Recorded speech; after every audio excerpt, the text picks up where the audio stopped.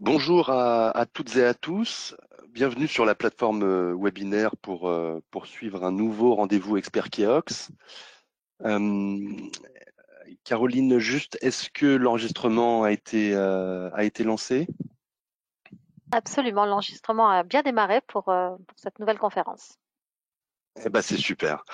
Eh ben, donc, bienvenue à toutes et à tous. Alors aujourd'hui, nous accueillons Alain Popinet, ingénieur de l'École centrale de Nantes et spécialiste de l'ingénierie en bâtiment, qui traitera du sujet du renforcement des planchers en bois. Alain Popinet est d'ailleurs l'auteur du livre La réhabilitation des structures des bâtiments anciens, qui est sorti le 11 janvier dernier aux éditions du Moniteur, en vente dans toutes les librairies et sur la boutique Moniteur, boutique.lemoniteur.fr. N'hésitez donc pas à acheter ce tout nouvel ouvrage très intéressant. Juste avant de laisser la parole à Alain Popinet, je tiens à rappeler que vous avez la possibilité de poser vos questions sur la plateforme webinaire tout au long de la présentation. Essayez simplement de bien formuler ces questions sur le chat et je ferai au mieux pour poser une majorité d'entre elles à notre intervenant du jour en fin de présentation. Je vous laisse désormais la parole, Alain. Très bonne présentation à vous. Bien, bonjour à tous. Merci de votre intérêt sur le sujet de la réhabilitation et du renforcement des planchers en bois. Alors, attendez, je fais défiler mon PowerPoint. Alors, les ouvrages que nous allons aborder aujourd'hui sont essentiellement les planchers de type ancien.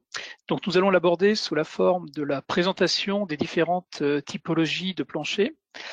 La pathologie, puisqu'on ne peut pas envisager un renforcement ou une intervention sur un plancher ancien sans tenir compte de son état, notamment les différentes attaques qu'il a pu subir. Et enfin, l'objectif également est de donner des grands principes de renforcement de plancher en bois. Alors, à quel moment est-il nécessaire de renforcer un plancher en bois? Alors, soit on le renforce lorsque son état de dégradation le nécessite, c'est-à-dire lorsqu'il a été soumis à des passages d'eau, des attaques d'insectes, des problèmes d'attaque de champignons, ou bien qu'il a été chargé de manière longue par des charges lourdes et qu'il s'est déformé.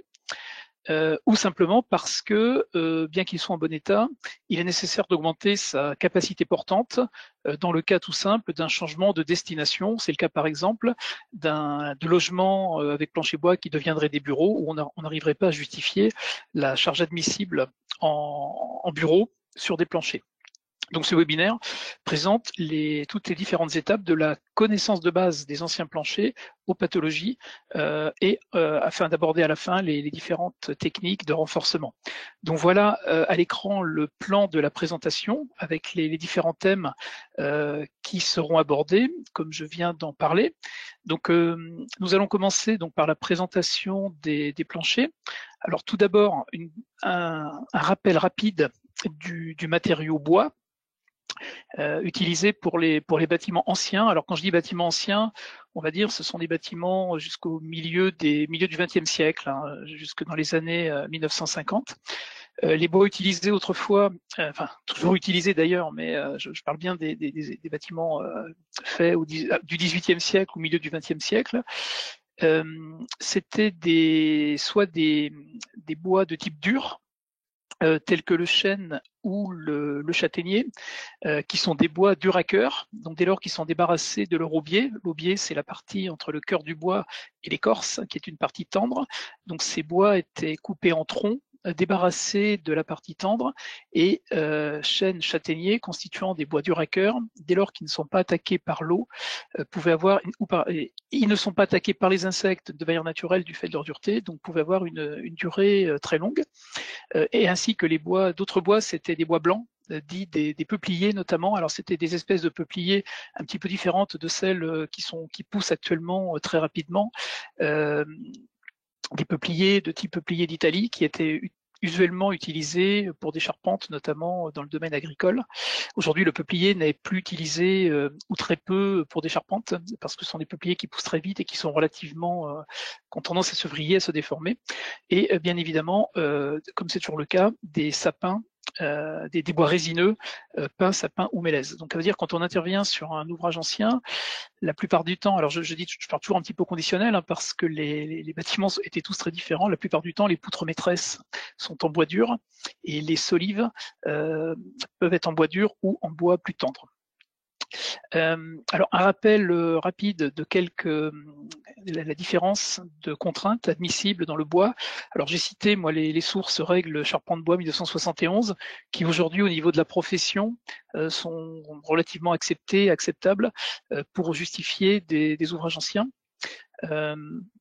Alors, ce tableau indique des catégories de bois, en sachant qu'il est un petit peu complexe de préciser une catégorie de bois sur un bois qui a été mis il y a plusieurs centaines d'années. Donc, en règle générale, quand on intervient sur un plancher ancien en vue de faire un diagnostic, on part plutôt en base sur une catégorie plutôt de type 2 ou 3. Donc, ce qui fait une résistance en flexion qui est la valeur dimensionnante. Je reviendrai un petit peu tout à l'heure sur le calcul, qui est la valeur dimensionnante pour les planchers. Donc, en gros, pour un chêne, on va faire un calcul de flexion avec un taux de travail de 10,9 mégapascal, et pour un résineux, on serait plutôt à 8,7, 9 mégapascal. Alors, sur le matériau bois, la résistance et le comportement du bois varient considérablement selon les essences. J'en ai un petit peu parlé. Les bois durs tels que le chêne, le châtaignier ont des résistances plus fortes que les bois tendres. Les valeurs de calcul sont données pour une humidité de 15%, qui est l'humidité moyenne générale des bois utilisés. Et la particularité du bois par rapport aux autres matériaux tels que le métal notamment et le béton, même si pour le béton c'est un petit peu moins vrai, c'est que le bois c'est un matériau qui a tendance à fluer. Ce qu'on appelle fluer, c'est qu'il n'a pas toujours la capacité à reprendre sa forme initiale après avoir été longuement chargé. Ce qui fait qu'un plancher peut avoir l'air déformé. En fait, c'est simplement qu'il a été chargé très longtemps avec des charges lourdes et qu'il a pris une déformation et qu'aujourd'hui il n'a plus la possibilité de revenir à sa charge initiale. À gauche, alors là c'est plus une charpente qu'un plancher, mais c'était pour montrer aussi, c'est un exemple de charpente où il y a 2, si ce n'est 3 types de bois. Les poteaux et les entrées sont en bois dur et les pannes et solives pas les solives, pardon, excusez-moi, les pannes et arbalétriers sont plutôt en bois tendre. À droite, on a un pan de bois support d'un plancher bois. C'est une image d'un ouvrage du XVIIIe siècle, pardon, où là on était plutôt en chêne de manière générale. Alors, sur la composition des planchers, les planchers bois peuvent revêtir diverses natures. Par exemple, voilà 4 images qui indiquent différents types de planchers, sachant qu'avant d'aborder de toute façon un renforcement, il est nécessaire de les diagnostiquer pour déterminer la dimension des solives, le sens de portée, l'espacement, la surcharge et bien évidemment leur état. Alors ça va du plancher simple avec solive apparente au plancher avec latis en sous-face et remplissage en plâtre pour des raisons acoustiques ou des raisons de feu, ou éventuellement des planchers un peu plus élaborés avec des poutres ou solives en bois et avec des entrevous en ourdi de type céramique. Donc dans tous les cas, on ne peut pas commencer d'envisager une réflexion sur un plancher bois sans avoir déterminé sa composition pour le calcul et pour le poids également qu'il est amené à reprendre. Alors maintenant, après avoir vu les coupes, les vues en plan, donc sur les différents planchers, les planchers les plus courants sont des planchers poutres maîtresses et solives, comme c'est le cas sur l'image de gauche. On peut avoir des planchers un peu plus complexes avec des chevêtres ou des solives d'enchevêtrure qui permettaient par exemple des trémies ou des passages de cheminée. Alors autant le plancher de gauche au niveau du diagnostic, dès lors qu'on a repéré la poutre maîtresse que l'on voit souvent en sous-face et l'espacement des solives, on arrive à déterminer une capacité portante assez facilement. Sur le plancher de droite, ça dépend beaucoup de l'endroit où on fait le sondage. Et c'est un petit peu ce qui est compliqué quand on fait des repérages ou des sondages sur un plancher bois, c'est je conseille dans une même pièce de faire 2 ou 3 sondages parce qu'il n'est pas du tout certain que ce que l'on voit corresponde à la partie courante. Et enfin, lorsqu'on aborde un plancher bois, ne négligeons pas que les extrémités peuvent être munies de crochets métalliques, souvent vissés dans le bois. Ces crochets métalliques sont reliés à la maçonnerie, ce qui fait que la poutre en bois servait entre guillemets de tirant pour éviter des écartements ou des flambements de façade. Alors après, il y a également d'autres planchers plus complexes, comme le plancher de gauche, qui sont généralement qui sont plutôt utilisés pour des pièces carrées, même si à titre personnel, je n'en ai jamais rencontré.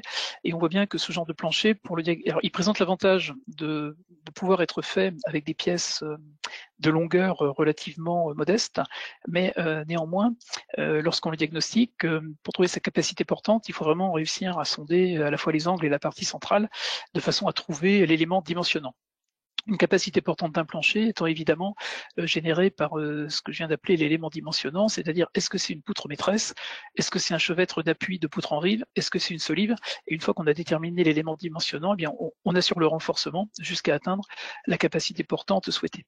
Alors sur les appuis de plancher, on a deux possibilités, c'est soit le plancher, les poutres appuient directement sur le mur, soit elles appuient sur un linceoir de rive qui est lui-même solidaire du mur.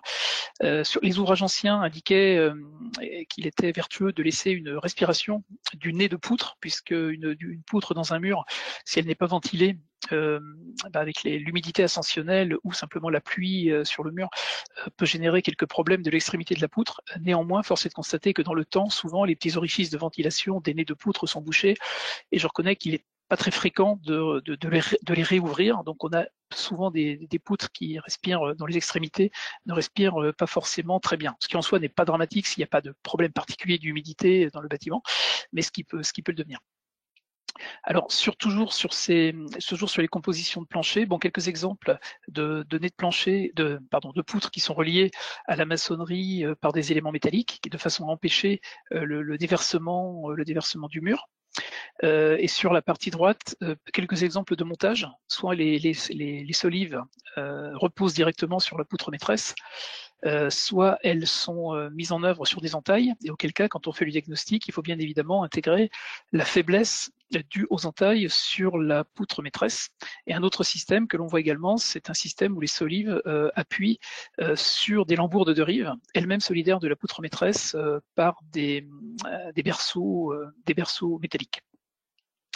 Alors, sur les compositions de plancher, donc voilà quelques exemples de compositions de planchers anciens, avec voilà celui du haut, en haut à gauche, qui présente un chevêtre, donc avec une poutre d'enchevêtrure, qui a priori serait sans doute l'élément dimensionnant de cet ouvrage. Celui du bas indique en bas à gauche, une poutre de rive qui appuie sur des consoles en pierre. Et le dessin de droite, c'est un plancher plutôt classique avec des solives qui appuient sur une poutre maîtresse. D'autres exemples de planchers anciens, alors avec des cas particuliers d'anciennes cheminées ou d'anciens chevêtres dans les planchers. Donc bon, rien de particulier, il s'agissait simplement d'illustrer la notion de poutre maîtresse, de chevêtre, de solive. Alors maintenant, sur le planchage en lui-même, les éléments dimensionnants d'un plancher bois sont les solives et les poutres, évidemment. Les planchages en eux-mêmes sont rarement dimensionnants. Par contre, ils sont très sensibles aux attaques d'insectes et au passage d'eau. Ce sont généralement des planchages relativement peu épais, alors qu'ils peuvent être en bois dur ou en bois plus tendre, et du fait de leur faible épaisseur, et en plus s'il y a un trou dans la toiture, c'est le plancher qui récupère l'eau tout de suite, sont souvent soumis aux attaques d'insectes. Donc ne jamais négliger non plus l'état d'un plancher, des planches, quand on diagnostique un plancher. Alors cela dit, si le planchage est en mauvais état, c'est une partie qui n'est pas très compliquée à changer, puisqu'on peut simplement se contenter aussi de recouvrir le plancher ancien de nouvelles planches, de nouveaux planchers, et lui il reste un petit peu comme une sorte de planche perdue entre les poutres. Les gros sujets viennent plutôt des éléments porteurs. Donc voilà sur les compositions de plancher. Alors très rapidement, sans rentrer dans le détail, sur les bases, quelques informations sur les bases du dimensionnement d'un plancher. Pour plus d'informations, comme l'indiquait Clément tout à l'heure, le livre sur la réhabilitation donne pas mal de détails sur les différentes possibilités de calcul de plancher. Généralement, les planchers se calculent comme une juxtaposition ou un assemblage de poutres sur deux appuis. Donc dès lors qu'on a une maîtrise de la résistance des matériaux assez classique, on peut sans trop de difficulté dimensionner ou prédimensionner un plancher. Alors hors pathologie, alors je dis toujours hors pathologie parce que si vous mesurez une poutre de 30-30, vous faites un calcul avec un chêne de 30-30, mais si les extrémités sont attaquées, la capacité portante évidemment ne sera pas celle que vous calculez, mais la capacité réelle du bois sain qui n'est pas attaqué ou qui reste porteur entre les attaques d'insectes ou entre les zones où l'eau est passée. Donc on effectue le calcul hors pathologie, c'est en flexion, c'est-à-dire on prend la charge permanente, la charge d'exploitation, au fléchissement, c'est-à-dire on charge et on vérifie la flèche, sachant que les planchers anciens et les règles anciennes ne les calculaient pas au fluage. Elles étaient uniquement calculées, soit de manière très empirique, soit pas calculées du tout, ou sinon dans les années 1880-1930, le calcul de la flèche était très rarement abordé sur les calculs des planchers. Et enfin, une fois qu'on a vérifié la résistance à la flexion et au fléchissement du plancher, on regarde bien évidemment les assemblages, c'est-à-dire comment est-ce que les solives appuient sur la poutre maîtresse, comment est-ce que les solives appuient sur les chevêtres, puisque là encore, un assemblage en mauvais état ou très abîmé, qui aurait été attaqué par exemple par les insectes, peut considérablement réduire la portance d'un plancher. Donc voilà, pour dimensionner un plancher, il est important de connaître les charges. J'ai le poids propre, Q la charge d'exploitation, de déterminer la résistance en flexion. Donc ce que je disais tout à l'heure, en règle générale, pour du bois tendre, on est sur 8 mégapascales et pour du bois dur, 10 mégapascales. Alors bon, après, on peut beaucoup plus rentrer dans les détails en fonction du bois, mais là c'était pour donner un petit peu des ordres de grandeur. Et le module de flexion qui permet de calculer la flèche, qui est de 1 10 puissance 10 pascal pour du bois dur et 0,9 pour du bois tendre. Alors c'est la seule slide oui, très technique avec des éléments de calcul. Ensuite, on repartira plutôt sur des éléments un peu plus généraux sur les pathologies et le renforcement. Sur les bases du dimensionnement, c'est un calcul simple puisqu'on calcule le moment de flexion, tout simplement. Et on divise le moment de flexion par l'inertie, ça donne la contrainte, l'inertie étant proportionnelle à la largeur de la poutre et au carré de la poutre. Et en divisant le moment de flexion par l'inertie, on trouve tout simplement la contrainte et on compare cette contrainte à 8 mégapascales ou 10 mégapascales en fonction du bois. Et on calcule ensuite la flèche en sous-charge poids propre plus exploitation par la formule que j'ai indiquée ici, avec cette fois-ci le module d'inertie BH cube sur 12 qui permet de calculer la flèche. Pas confondre avec le I sur V, l'inertie qui, elle, permet de calculer la contrainte. On vérifie à la flèche, en général, on vérifie au 200e ou au 300e de la portée pour les planchers courants. Attention néanmoins, si le plancher supporte des éléments fragiles, comme peuvent l'être des cloisons verrières par exemple, ou une déformation excessive pourrait perturber le comportement de la cloison. Donc on peut parfois aller au-delà si on a des exploitations un peu plus draconiennes. À ne pas négliger quand on calcule un plancher, notamment si ce plancher doit servir à supporter des charges de longue durée. Alors ce qu'on appelle des charges de longue durée, ça peut être une bibliothèque, ça peut être une zone de stockage avec des charges restant longtemps. Ou là, pour le coup, quand on calcule la flèche, on tient compte d'un coefficient de fluage. Alors si on imagine qu'on n'a pas d'écart entre la condition d'hygrométrie auquel on a posé le plancher et l'hygrométrie finale, c'est-à-dire on a un deltage de 0, on s'aperçoit néanmoins que si on fait travailler le plancher à la moitié de sa contrainte admissible, on multiplie la flèche par 1,3 et si on atteint sa contrainte totale, on multiplie sa flèche par 1,75. Donc c'est pour des planchers supportant des charges relativement lourdes, ce calcul du fléchissement peut être relativement contraignant. Alors sur les pathologies, donc les pathologies, la principale qui est connue, c'est l'attaque d'insectes. Les attaques d'insectes dans les bois. Alors, s'il s'agit d'un bois dur, il y a peu de chances qu'il soit attaqué par les insectes. Certaines essences de bois, telles que le peuplier, par exemple, sont très peu soumises aux attaques d'insectes dès lors qu'ils restent secs. Et ensuite, sur les résineux, alors aujourd'hui, ils sont traités. Autrefois, ils n'étaient pas forcément traités. Bon, néanmoins, les attaques d'insectes sont un petit peu aléatoires sur les bâtiments. Certains peuvent être attaqués, d'autres pas. Une attaque d'insectes peut être superficielle. Donc ça, c'est un spécialiste qui dira dans un diagnostic préalable si l'attaque d'insectes, quelle épaisseur elle fait, si elle est vraiment dommageable pour le bois.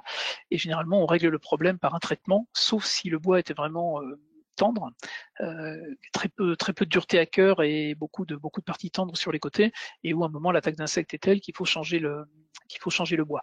Bon, alors il y a différents types d'insectes, hein, les capricornes, lictus, vrillettes. Ne pas négliger les termites également, hein. Alors là encore, je le rappelle, ces diagnostics d'insectes sont faits par des spécialistes en diagnostic qui font un rapport sanitaire sur l'état du bois et qui sont à même de conseiller différents types de traitements. Un traitement de bois, s'il est attaqué par les insectes, généralement on débarrasse la partie attaquée.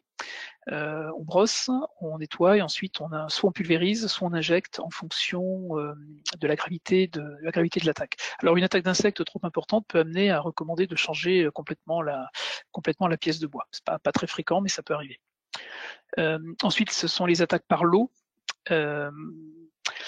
Les appuis notamment sont très sensibles aux attaques par l'eau. L'humidité et le confinement avec des problèmes d'eau provoquent l'apparition de mérules et de champignons lignivores, c'est-à-dire qui mangent le bois.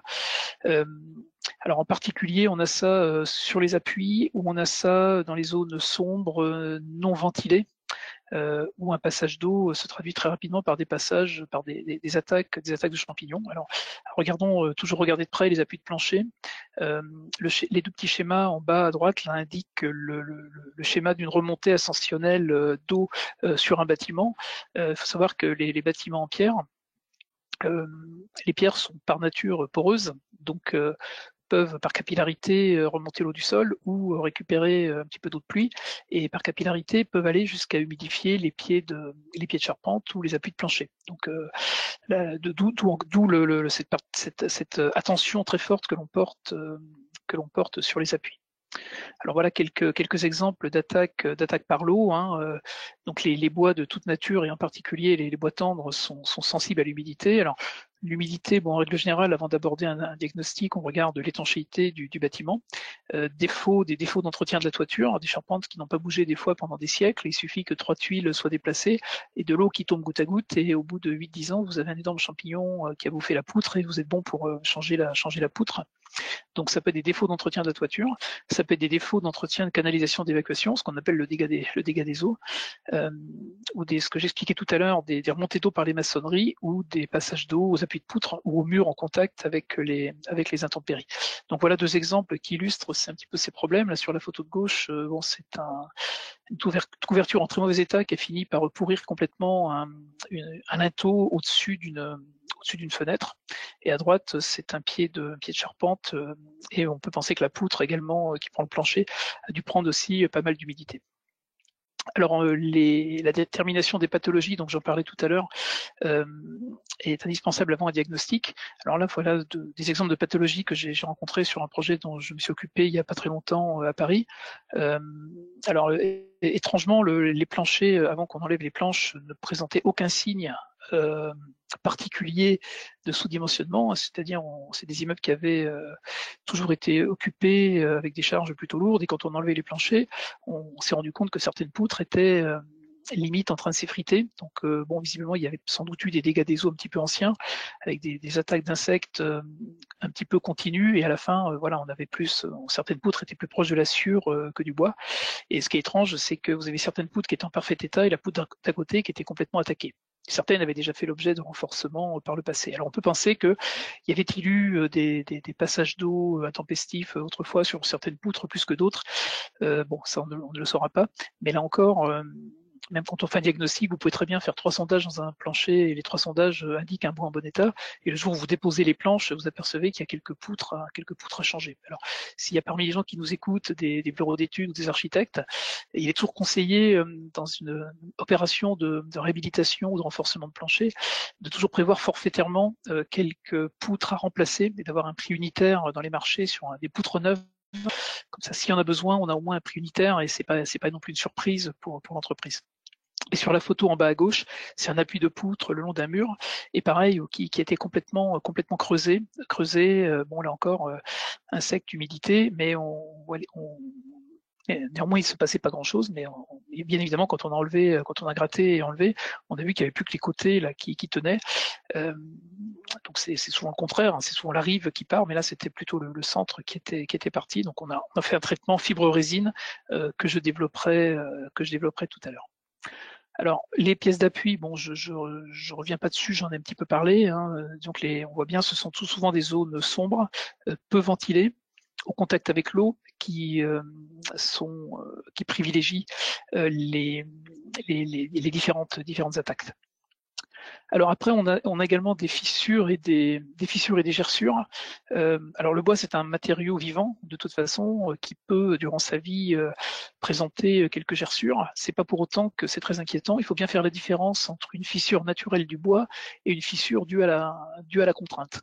Bon, il est bien évident que si on a une fissure due à la flexion qui, de manière verticale, est près de couper la poutre en deux, effectivement, il y a un vrai problème parce que là, on a une fissure qui est perpendiculaire aux lignes du bois. Donc ça, il faut vraiment s'en inquiéter. Par contre, comme sur les photos que j'ai indiquées, où on a plutôt des fissures et des gerçures assez naturelles dans le sens des fils du bois, il n'y a pas d'inquiétude particulière à avoir. Alors toujours bon exemple, quelques fissures et gerçures, elles peuvent être très très présentes sur des bois anciens, bon, sans pour autant qu'il y ait d'inquiétude particulière à avoir dès lors qu'on les a déterminées et qu'on a pu en trouver la cause. Alors, on va passer maintenant aux différentes techniques et exemples de renforcement après cette première demi-heure consacrée à la présentation des planchers et aux pathologies. Alors ici, pour les quelques photos de traitement, à gauche, un traitement par injection dans l'épaisseur de la poutre et à droite, un traitement par pulvérisation.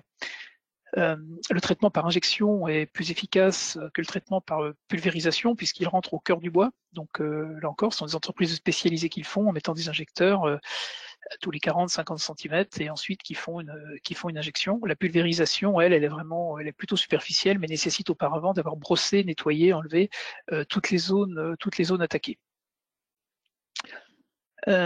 Alors, au niveau des techniques de renforcement, bon, je vais en énumérer plusieurs. La première, c'est la technique dite du moisage ou de l'ajout de matière. Bon, c'est le cas par exemple où on a une poutre qui est sous-dimensionnée parce que on la surcharge, on n'arrive pas à justifier la poutre à la contrainte. Bon, eh bien, on peut faire un moisage, c'est-à-dire de chaque côté de la poutre ou d'un côté, on vient plaquer une joue en bois ou en métal, plutôt des deux côtés de façon à avoir un renforcement équilibré, mais ça peut être aussi d'un seul côté avec des chevilles. Donc voilà l'exemple que je montrais ici. Bon, en fait, on avait remplacé un pan de bois, on avait supprimé le pan de bois qui gênait le passage et on avait renforcé la poutre du haut avec un moisage. Il y avait deux possibilités et là on avait fait des joues en bois avec des profils 8-22 de chaque côté. Alors, c'est une technique relativement simple, mais qui suppose qu'on puisse avoir accès à la sous-face du bois. Et esthétiquement, bon, c'est assez préjudiciable puisqu'en fait, on élargit considérablement la poutre et c'est très très très très visible. Donc c'est une technique simple, mais un petit peu envahissante. Au niveau des appuis, il peut arriver qu'on soit amené à traiter un appui sans traiter une poutre sur toute sa longueur. Prenons le cas d'un appui qui serait en mauvais état. On peut simplement faire un moisage sur l'extrémité, comme indiqué sur la petite représentation en haut à gauche, où en fait on vient mettre une joue des deux côtés de la poutre et les joues sont en bois neuf, dur, enfin bois neuf. Oui, enfin c'est ça, en bois récent, vissé dans la poutre existante, à condition qu'on soit certain que la zone dans laquelle on visse est une zone saine, et on prend appui comme ça sur le mur. Dans la photo en bas, c'est un moisage un petit peu ancien qui avait été fait avec des éléments métalliques qui avaient été vissés dans la poutre pour reprendre l'effort à l'appui. Et on peut également le faire avec un seul appui d'un côté, c'est un petit peu déséquilibré, mais ça peut se faire aussi. Et sinon, sur la photo du bas, c'est un renforcement d'un appui assez ancien qui avait consisté à glisser un bois dur sous l'appui de poutre abîmé, et ensuite avec des cerceaux métalliques de lier les deux structures ensemble. Donc toutes ces techniques-là, comme je le dis, sont relativement simples, mais esthétiquement peuvent présenter des aléas qui peuvent gêner un maître d'œuvre, notamment si on est dans un bâtiment historique. Alors, une deuxième technique qui elle est une technique plus moderne, c'est la technique des renforcements avec fibres et résine. En fait, il s'agit de débarrasser, on la met en œuvre plutôt aux appuis, enfin de mon expérience personnelle, à chaque fois qu'on l'a mise en œuvre, on était plus près d'un appui endommagé, mais on peut également le faire en section courante. Il s'agit de débarrasser toute la partie du bois abîmé jusqu'au bois sain, et on coffre là, si on est à l'extrémité, la zone d'appui sur le mur, on broche le bois dans la zone saine avec des tiges, ça peut être des barres inox ou des barres en fibre de verre, donc il y a un calcul spécifique de flexion à faire.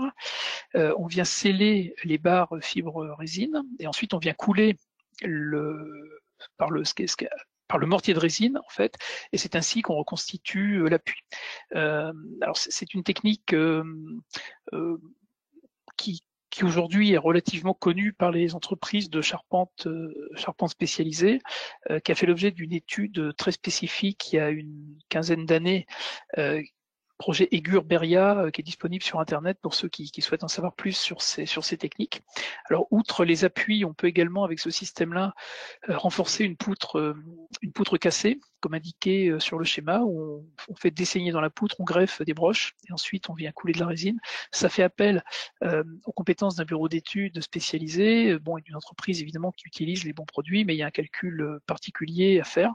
Et on peut également avec des systèmes de greffons comme ceci, augmenter la hauteur d'une poutre, c'est-à-dire on broche verticalement et on recoule au-dessus la partie endommagée de façon à augmenter la hauteur de la poutre. Donc ça, ce sont des renforcements de type fibre résine. Donc il y a un système qui est sous avis technique, il y en a sans doute d'autres, hein, je ne fais pas de publicité pour cette entreprise, mais c'est celui que j'ai trouvé en tout cas qui présente un avis technique du CSTB sur des systèmes de renforcement. On voit sur les coupes à gauche quand la poutre est abîmée en partie inférieure, où on peut faire des saignées, glisser des broches, couler de la résine autour, ou dans l'âme de la poutre, ou même mettre un T si la poutre est très endommagée. Et l'autre technique, ça peut être aussi de glisser un plat métallique au centre de la poutre, de venir le visser sur le côté et de renforcer le tout à la résine de façon à ce que l'ensemble collabore. Donc ça, ce sont des techniques qui présentent l'intérêt d'être assez peu visibles, puisque là, on n'a pas modifié la géométrie de la poutre.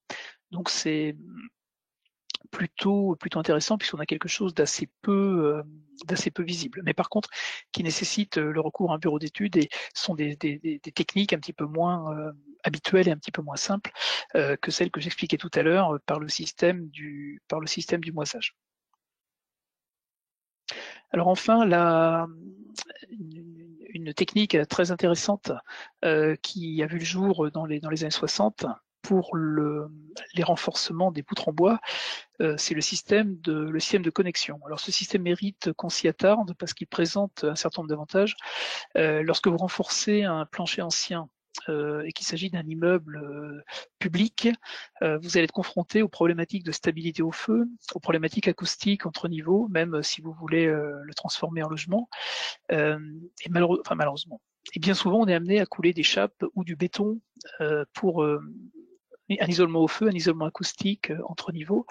Donc l'idée, c'est de se dire, plutôt que de couler du béton ou du mortier qui ramène simplement du poids sur la structure, pourquoi ne pas profiter de la résistance de ce mortier, enfin de ce béton plutôt, pour renforcer le plancher. Donc c'est de là qu'est née l'idée de la connexion. Donc la connexion consiste simplement à faire travailler ensemble deux matériaux. Alors pour le rendre, voilà je change de slide, là je reviendrai sur la première tout à l'heure, là pour le rendre un petit peu plus parlant. Voilà des exemples de connexion sur des projets de renforcement de plancher. Donc comme on voit, il s'agit de couler du béton au-dessus des planchages pour améliorer des fois la portance des planches de poutre à poutre par exemple, mais aussi pour améliorer l'acoustique du système. Et en coulant le béton, on vient également le couler autour des connecteurs sur la poutre principale, et ce qui fait que le béton qui est coulé n'est plus une surcharge, mais contribue à augmenter la hauteur utile de la poutre. Donc je reviens sur la slide précédente. Donc quand on a une poutre, alors qu'elle soit métallique ou bois, bon, même si aujourd'hui on parle plutôt du bois, vous avez le petit dessin du haut où on voit ce qui se passe si on a une poutre, on appuie une deuxième poutre sur la première. Si vous posez une poutre sur la première sans les relier entre elles, il est évident que si vous chargez, il se passe que la poutre du haut glisse sur la poutre du bas, et en fait on a simplement multiplié par 2 l'inertie de la poutre. Tiens, vous avez une poutre de 30, vous posez une autre poutre de 30 dessus, ce que vous les superposiez, vous les mettiez côte à côte, c'est la même chose si elles ne sont pas liées entre elles. Alors que si on les relie entre elles, alors par un système de connexion, alors quand je dis poutre, il peut s'agir aussi d'une dalle béton. Si on pose une colonne dalle béton sur une poutre, la dalle béton vient appuyer sur la poutre fléchit, la dalle glisse dessus, et en fait le béton arrive en poids mort sur la poutre. Alors que si vous les reliez comme indiqué sur le dessin du bas, là où il y a marqué poutre connectée, ça veut dire qu'on fait un calcul, on broche la poutre, on coule une dalle béton par-dessus, et là au niveau du fléchissement, il n'y a plus de glissement. Donc on voit que finalement on a considérablement augmenté l'inertie de la poutre. Alors ce système, il présente pas mal d'avantages puisque dans la mesure où il est souvent prévu de ramener une chape ou du béton sur un plancher, je dirais qu'on a déjà le matériau. L'énorme intérêt, c'est qu'il n'est pas intrusif par rapport à la sous-face de la poutre, contrairement au moisage. Si vous intervenez sur un bâtiment ancien avec des planchers de type classé, il n'est pas question, évidemment, d'aller mettre des moises entre les solives d'un plancher médiéval. Alors que si on intervient par le dessus, ça ne se voit pas d'une certaine façon, et même si la poutre en sous-face est moulurée, on peut garder complètement ces moulures. Donc ça, c'est relativement intéressant. On maintient le plancher en place, on améliore sa résistance, on améliore également sa résistance au feu, et les matériaux travaillent plutôt de manière optimale puisque la poutre en béton fléchit en flexion, en traction, et la poutre en bois, la poutre en bois travaille en traction, et la dalle béton coulée par-dessus travaille en compression. Et en plus, en connectant tout l'ensemble, on crée ensuite une sorte de plancher diaphragme, c'est-à-dire qu'on répartit complètement les efforts, et y compris si on coule un bâtiment en zone sismique, le fait de connecter constitue une dalle rigide qui bloque les poutres, et on glisse le béton généralement en le brochant sur les murs, et à ce moment-là, on a une véritable plaque rigide de répartition qui forme contreventement en cas de séisme. Donc voilà, donc cette technique est intéressante. Donc voilà quelques exemples de mise en œuvre. Donc il existe plusieurs types de connecteurs sous avis technique qui peuvent être mis en place par n'importe quelle entreprise. Il suffit de les faire calculer par un bureau d'études et ensuite de suivre la note méthodologique de mise en œuvre, tout simplement. Donc l'espacement se calcule, la ferraille également se calcule. Donc voilà un exemple de connexion que j'avais calculé sur un ouvrage historique il y a déjà quelques années. Donc vous avez à droite en coupe la poutre maîtresse avec son connecteur. Le ferraillage vertical, et quand on vient couler le béton au-dessus de la poutre, et c'est toute la hauteur utile qui travaille. Idem également pour et là dans notre cas, on avait également connecté les solives. On le voit en haut à gauche, puisque vous avez la poutre béton, le connecteur, et sur la poutre maîtresse, et également une connexion sur les solives. Donc voilà, il arrive parfois que sur certains projets, ce soit les 3 méthodes qui soient utilisées, c'est-à-dire le moisage sur certaines poutres qui le permettent,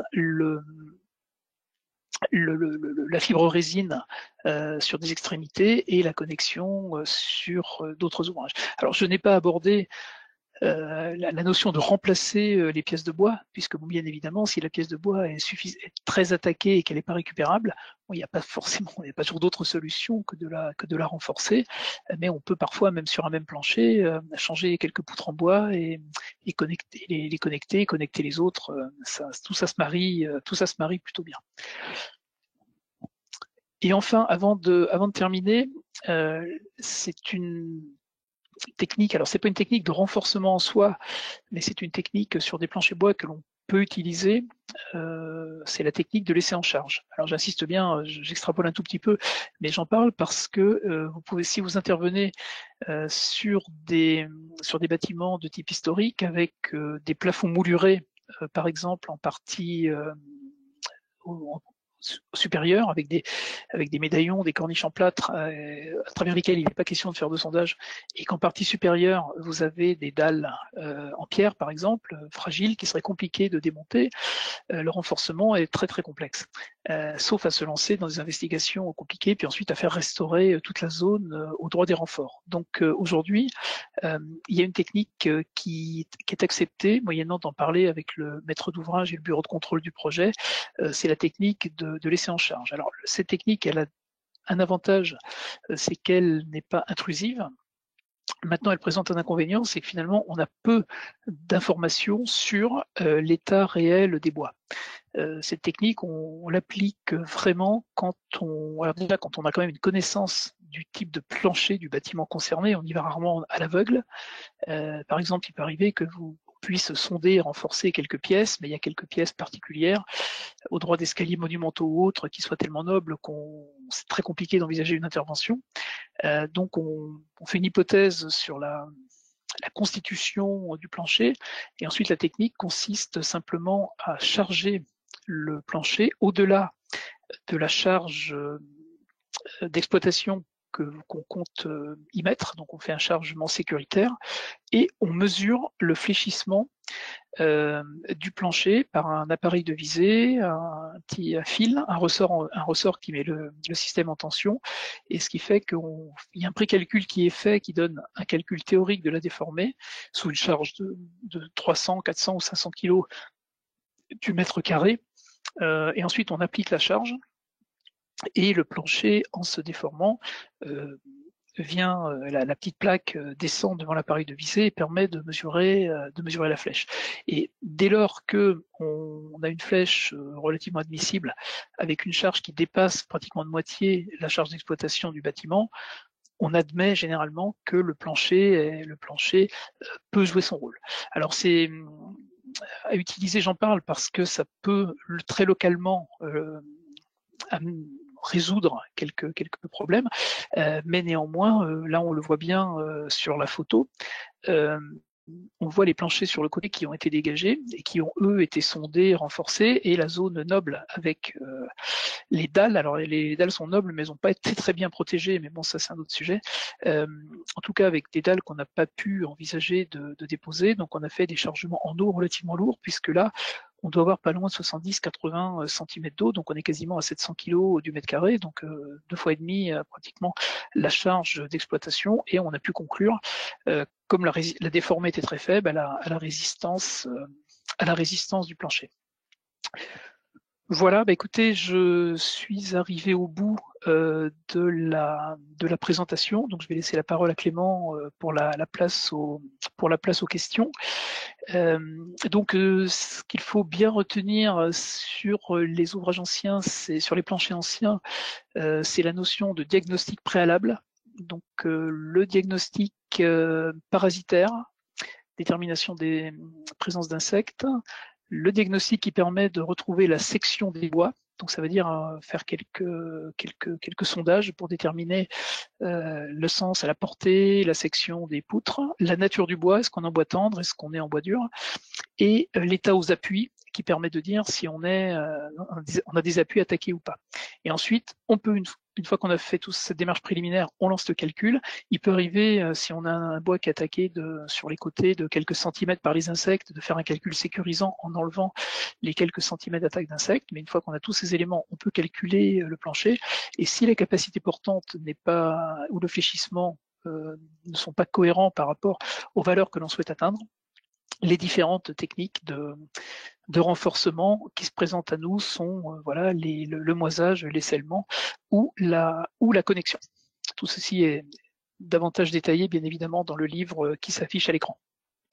Voilà, Clément, j'en ai terminé, donc je vous laisse la parole. Merci beaucoup Alain pour votre présentation. Alors j'ai quelques questions qui qui me sont parvenus. N'hésitez pas à continuer à poser vos questions, hein, évidemment, sur le chat.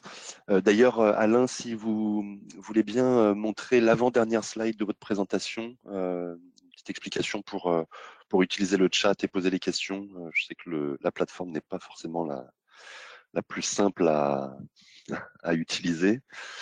Voilà, celle-ci. Exactement. Alors, je vais commencer par une première question de Monsieur Katzvedel. Quelle technique privilégier pour déterminer les caractéristiques physiques et mécaniques des pièces de bois?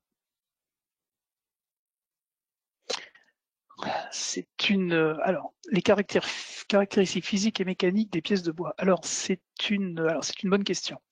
On arrive avec un petit peu d'expérience à voir si le bois est un bois dur, chêne châtaignier, bois dur, ou si c'est un bois tendre. Généralement à l'œil, on arrive à le voir, ou à la couleur. Si cet examen visuel n'est pas suffisant, on peut faire un essai à la perceuse. Ou en fonction de ça c'est un petit peu empirique, hein. Enfin, je vais continuer ma démonstration. À la perceuse, on voit si on rentre facilement ou pas facilement, et en fonction aussi le chêne a une odeur très très particulière. En fonction des copeaux que l'on sort, on voit rapidement si c'est un bois tendre, peuplier, sapin, ou si c'est un bois dur. Si vraiment on a, alors dans le cas de plancher courant, généralement cette investigation suffit, mais ensuite si vraiment il s'agit de plancher de très grande portée devant reprendre des grandes charges, il existe des entreprises spécialisées qui ont des appareils très adaptés qui vérifient la résistance du bois en fonction de la vitesse d'avancement de leur forêt et qui permettent de déterminer une résistance. Après, il y a aussi la possibilité, comme on fait pour le métal, comme on fait pour le béton, c'est de prélever un élément de poutre et de l'envoyer dans un laboratoire qui fait un essai en fléchissement, un essai au cisaillement. Mais c'est vrai que c'est un véritable sujet parce qu'à l'œil, dans certains cas, c'est assez compliqué à déterminer.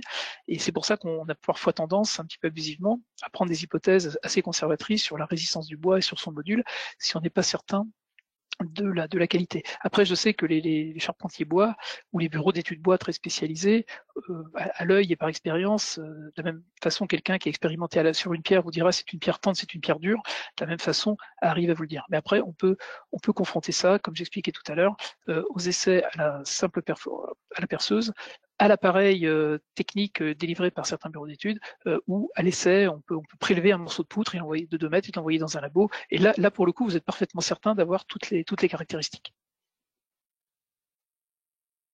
Merci. Est-ce que vous pourriez juste remettre votre vidéo pour qu'on vous voit? Ce sera plus interactif, s'il vous plaît, Alain. Ouais, super. Alors, j'ai une autre question de Monsieur Maerten. Pour reprendre des abouts de solive, que pensez-vous de créer un chevêtre? Oui, c'est de créer un chevêtre. Alors que je comprenne bien, c'est de créer une pièce d'appui filante sur le mur. Alors, j'ai pas plus d'indications. Un chevêtre, en tout cas, c'est une pièce de bois qui reprend les autres. Oui, évidemment, c'est une bonne solution parce qu'une pièce de bois, quand elle est abîmée, c'est surtout aux appuis. Donc en général, c'est 15. Alors sur appui, c'est souvent abîmé. Il y a souvent 10-15 cm, peut-être un petit peu moins, qui ensuite sont abîmés. Mais on peut faire ce qu'on appelle une muraillère, si c'est ça le sens de la question. Une muraillère, en fait, c'est une poutre que l'on vient poser sur la maçonnerie et on vient elle-même la rendre solidaire de la maçonnerie par des systèmes de broches ou de crochets ou de corbeaux qu'on met sur la maçonnerie, et on appuie les solives dessus. Alors après, le chevêtre, lui, en général, il est plutôt dans l'épaisseur des poutres. Donc, dès lors qu'on a dégagé la partie malsaine, de mettre au nez des poutres existantes qui ont été tronçonnées jusqu'à la partie saine, de mettre un chevêtre qui serait tyrfonné, où évidemment c'est une bonne solution.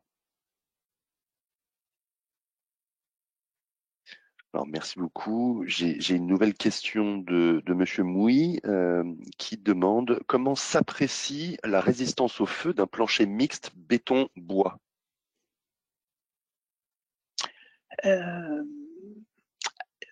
On applique, alors il peut y avoir plusieurs réponses. Alors, si c'est un plancher mixte bois-béton, on peut penser que c'est un plancher moderne. Donc, si c'est un plancher moderne, on le vérifie à l'Eurocode. Alors, généralement, ce que l'on fait, alors, il y a des avis techniques. De toute façon, toutes les connexions sont sous avis technique.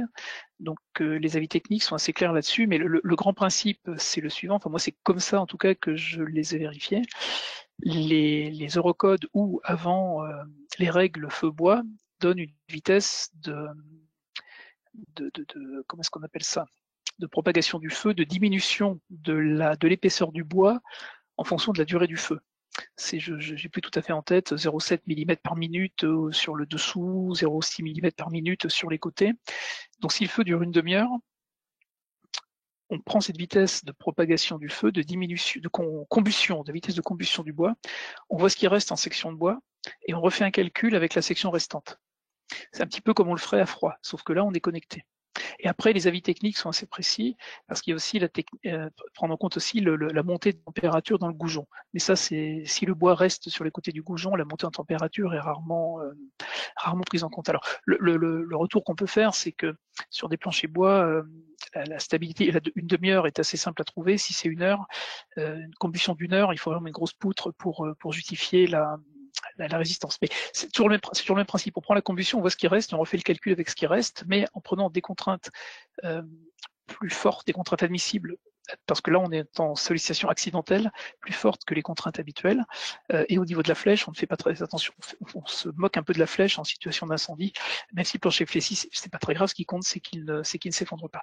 Après, voilà, si je donnerai mon adresse mail à la fin du webinaire, si les gens le souhaitent, ce qui permettra, s'il y a des questions plus précises, après que j'oriente un petit peu mieux. Merci beaucoup. Une question de Michel Sirio. Existe-t-il d'autres méthodes de renforcement des planchers pour le dessus, par exemple en bois? Existe d'autres méthodes? Par le dessus, en bois, oui, par exemple, tout à l'heure, quand j'ai parlé de la connexion, il est évident qu'un plancher bois, rien n'interdirait de le connecter en augmentant l'épaisseur de la poutre par une autre poutre qui serait chevillée. C'est ce que j'expliquais. Et simplement, il faut calculer. Vous prenez une poutre, vous posez une autre poutre par-dessus, qui fait la même largeur et qui fait 8-10 cm, par exemple. Vous calculez l'épaisseur, la distance de vos chevilles pour que ça ne glisse pas. Et on a connecté. Moi, j'avais quelqu'un une fois qui m'a expliqué qu'il avait renforcé un plancher en chaîne en posant dessus, sur les poutres, des planches de chaîne relativement épaisses, de pas loin de 3 cm. Il les avait chevillées aux poutres et ça fonctionnait comme un plancher en T. Donc oui, on peut renforcer, on peut s'y faire une connexion bois-bois. J'en ai pas trop parlé parce que c'est moins fréquent que la connexion bois-béton, mais ça marche de la même manière, ça justifie de la même façon, c'est simplement du glissement, du risque de glissement des connecteurs. Alors, le renfort, à ma connaissance, en bois-bois, je ne suis pas certain qu'il y ait d'avis technique, mais un ingénieur qui maîtrise un peu les calculs peut les dimensionner sans trop de problème. Après, je ne sais pas si, alors je réfléchis, bois-bois par-dessus en connexion, et je pense avoir répondu à la question. Question de Monsieur Deneuve maintenant. Que pensez-vous des appuis de solives mortaisées avec appui sur une lambourde vissée sur la partie basse d'une poutre? Alors, attendez, vous pouvez me redonner la question, il y a beaucoup de techniques, allez-y. Alors, que pensez-vous des appuis de solives mortaisées avec appui sur lambourde vissée sur la partie basse d'une poutre? Avec appui sur lambourde. Ah oui. Une lambourde vissée sur la partie basse d'une poutre. Bah, en soi, comment vous dire, dès lors qu'il s'agit en bois, on peut faire plein de choses. Voilà, dès lors que c'est bien dimensionné, on peut suspendre des charges pour autant que je comprenne. Donc, si j'ai une lambourde qui est vissée sous des poutres, je peux, en suspendant une lambourde et une poutre, si c'est comme bien ça le sens de la question, je peux ensuite reprendre des charges. Alors, tout se justifie moyennant d'avoir les bonnes hypothèses, le bon calcul du tire-fond à l'arrachement.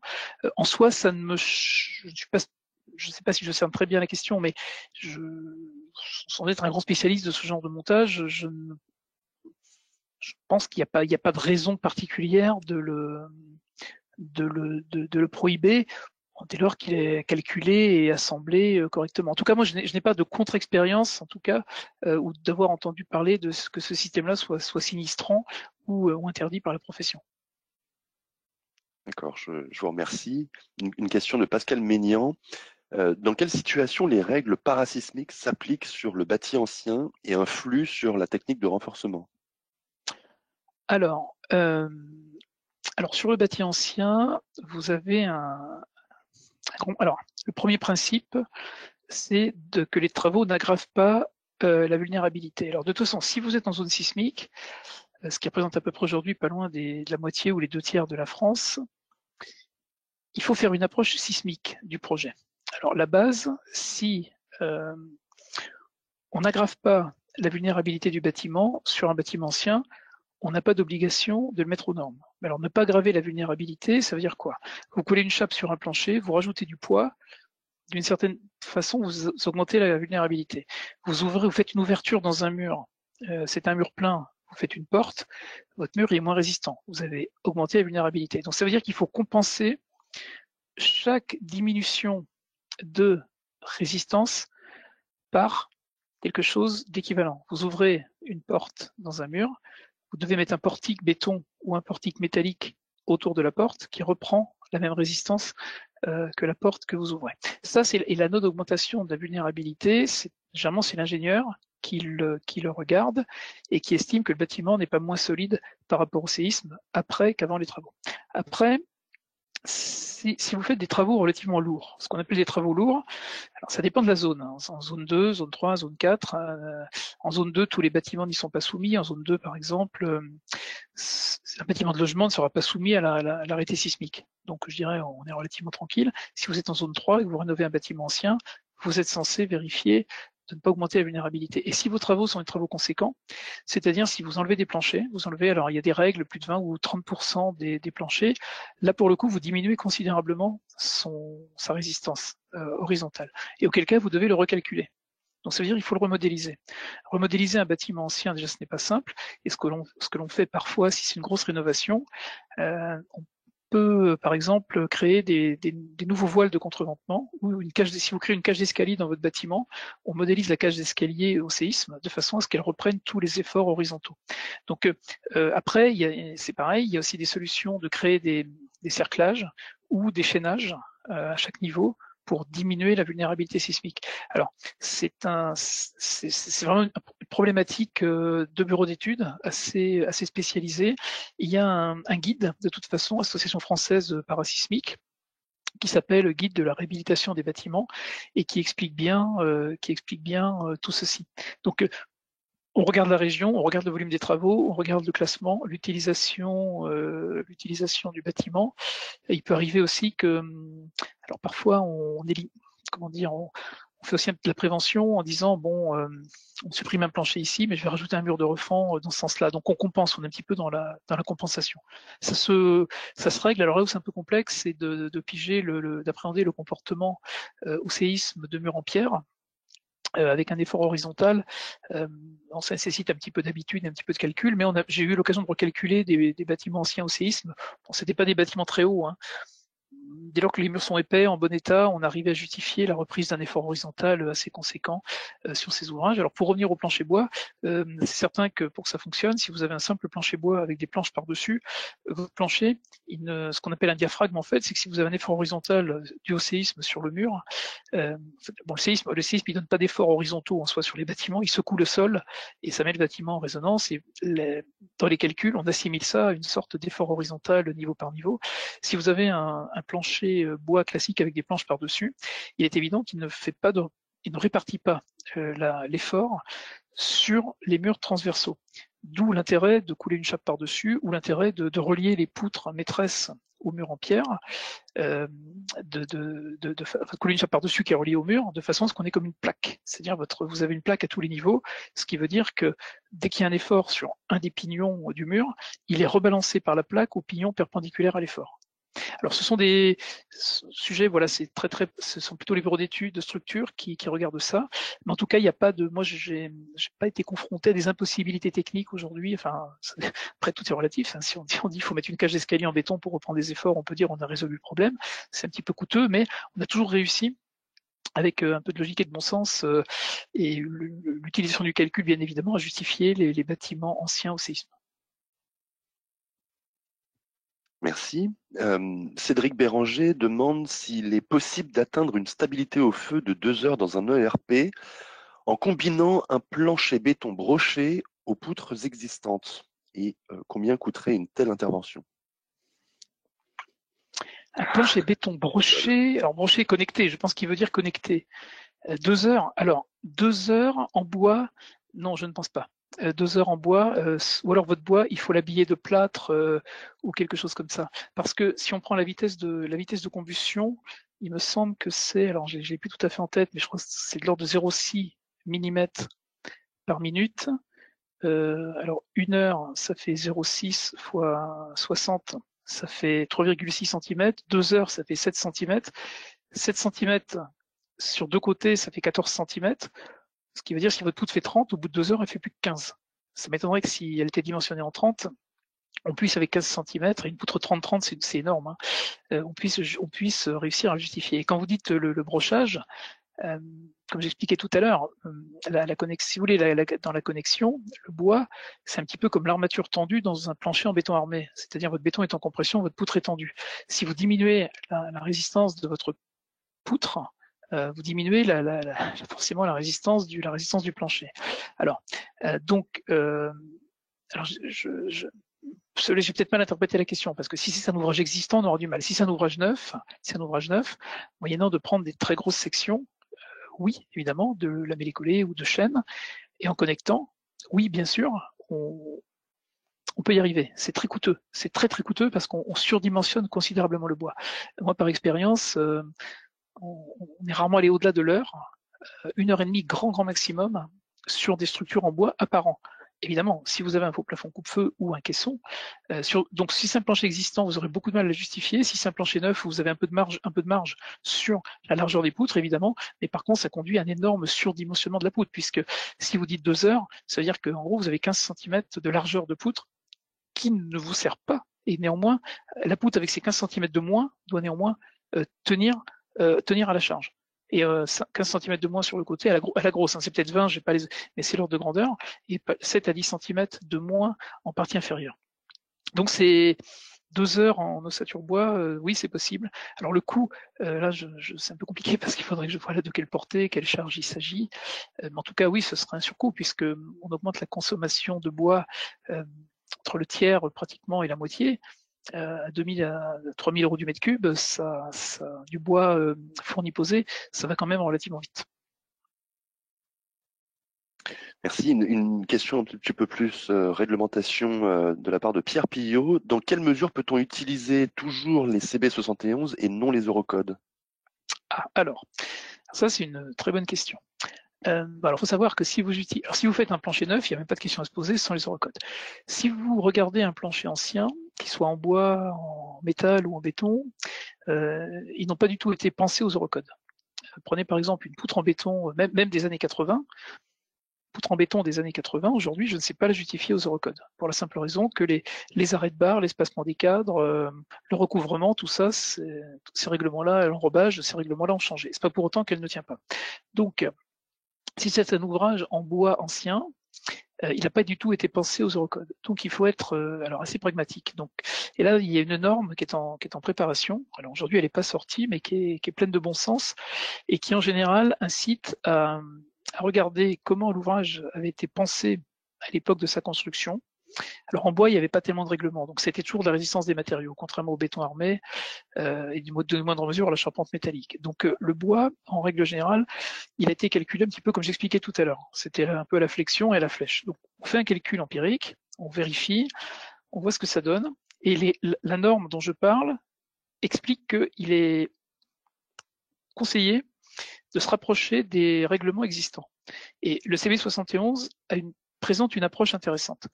Donc, aujourd'hui, moyennant d'en parler avec éventuellement le bureau de contrôle, c'est de dire, bah, écoutez, le plancher, il a plus été imaginé et conçu selon les règles qui s'éloignent pas trop du CB71 que des Eurocodes.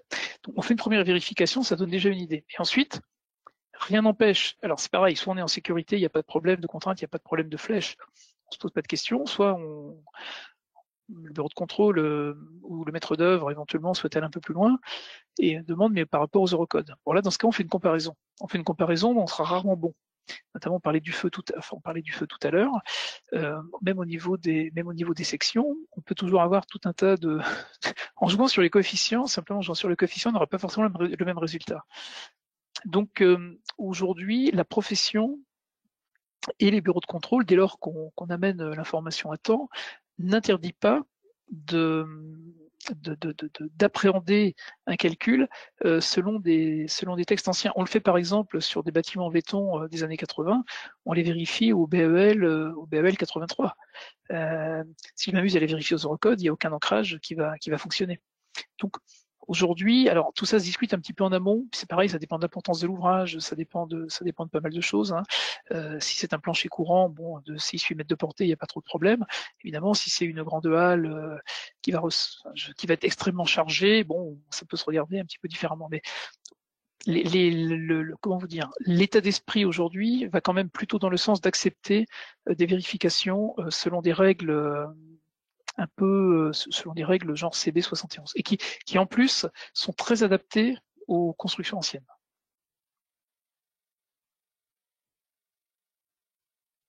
Je vais vous poser une dernière question parce que du coup on a dépassé l'heure maintenant. Une dernière question de Monsieur Serge Jonot.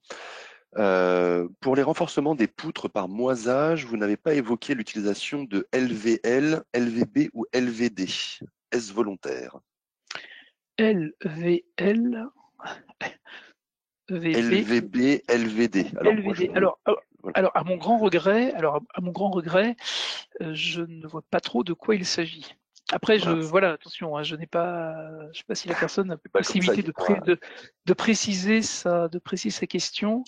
Il pourra vous reposer la question sur votre adresse mail si vous acceptez Oui, bien sûr, oui. Je vous interromps. On me précise que c'est contreplaqué, Lamy-Bois et LVL Carto. Ah oui, d'accord. Alors c'est pas volontaire, non, c'est pas volontaire du tout. Simplement que ce genre de renforcement, personnellement, je n'ai pas été amené à en mettre en œuvre ou en voir mis en œuvre. Je suppose que renforcer avec du carreau, est-ce que c'est une sorte de moisage, d'augmentation de la section? Enfin, ça va en tout cas dans le sens d'un ajout de matière. Là, le webinaire évoquait essentiellement des planchers où j'ai plutôt abordé des solutions que mes collègues d'autres bureaux d'études, voilà, j'ai pu voir, suivre ou contrôler ou dimensionner. Non, je pense que ces procédés-là, oui, ont tout à fait leur place dans les systèmes de renforcement, au même titre que tous les renforcements par ajout de matière. Écoutez, on va s'arrêter là pour les questions. Je vous remercie beaucoup. Si vous avez encore des questions auxquelles Alain Popinet n'a pas pu répondre aujourd'hui, vous pouvez donc toujours lui envoyer un email à alain.popinet@wanadoo.fr. Mais surtout, n'hésitez pas à acheter son ouvrage. Je pense que vous trouverez forcément les réponses à vos questions dedans.